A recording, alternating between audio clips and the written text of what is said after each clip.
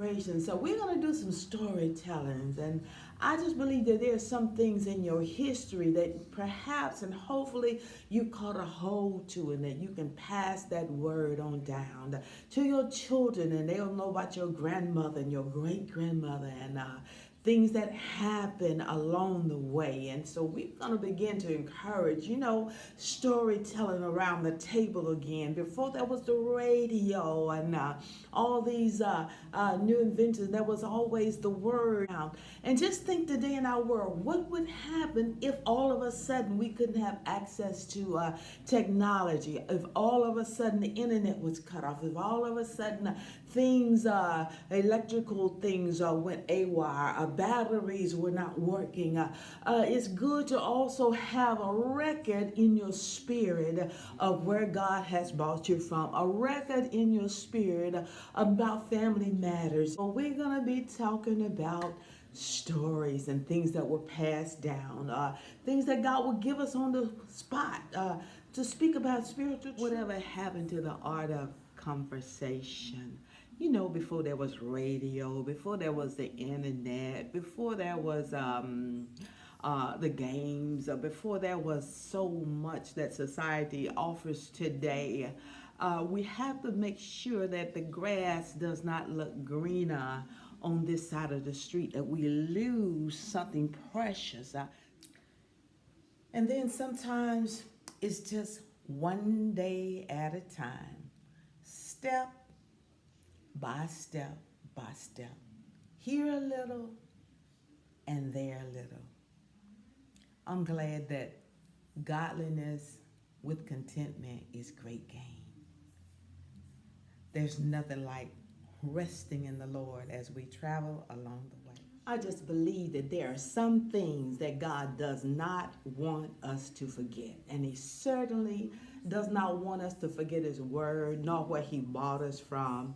But when I think back to when we were coming up years and years ago, there was a difference in society, and we had situations and things that were not profitable, not comfortable, but we also had some different flavors of life. Like when you think about the flavors of ice cream back in the day, the flavors of your grandmom's pound cakes or what have you, things have changed so, and there's just been a different process in the way food has been prepared, and so some things taste different, but oftentimes we have something to shoot for because we're trying to recapture that flavor or recapture that thing or that settings. And I often think about when we were coming along, how people would set out on their front porches, and the senior citizens would set out, the grandmoms would set out, the families would set out, and they would be talking, perhaps even reading a daily newspaper and just enjoying the outside atmosphere. There are some things that God does not want us to lose. There's some flavors that He wants to keep imparting in our spirit. Some things with God do not go out of style, and there's something about the truth.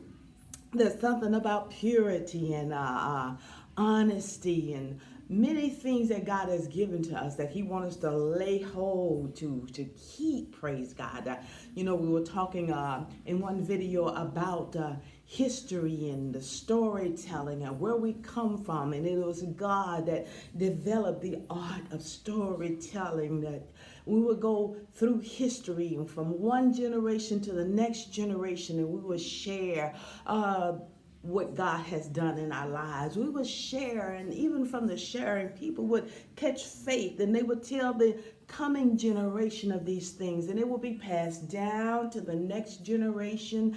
And the thought comes to my mind, what are you passing down to your children? What are you passing down to that generation that's coming along besides you now? What are you passing down? What story are you passing down? What are you sharing about the goodness of God? Or what have you seen that God has done that you want to impart into the life of someone else to make their lives better, to make their lives richer, that calls them to have something to reach for, to add and join together with the new, praise God. You know, we ought to always join prayer together with the new. We ought to always join praise to God and worship and thanksgiving. Some things we cannot let go. Some things we cannot leave behind. And you know, even there are some songs that we ought to always remember, praise God. What a friend we have in Jesus. Some songs are not to be thrown away. There's not a friend like the lowly friend Jesus. Some songs that we should keep near to our heart, near, my God, to thee. There are some songs that will still strengthen us and encourages us how great thou art. There are some songs that we cannot afford to throw away, praise God. So I am encouraged about the God that we serve today, that God is mindful of you today and wants you to be encouraged, and he's calling for you to come up higher. There are doors that are opening now, that God is releasing us into new territory, things that we never seen. With God, there's nothing new under the sun, praise God. He's seen it all, bless God. And right now there's a shift going on with you. God is calling you deeper, calling you because he has something to say to you. But the thing that comes to my mind is, are we willing to pay the price?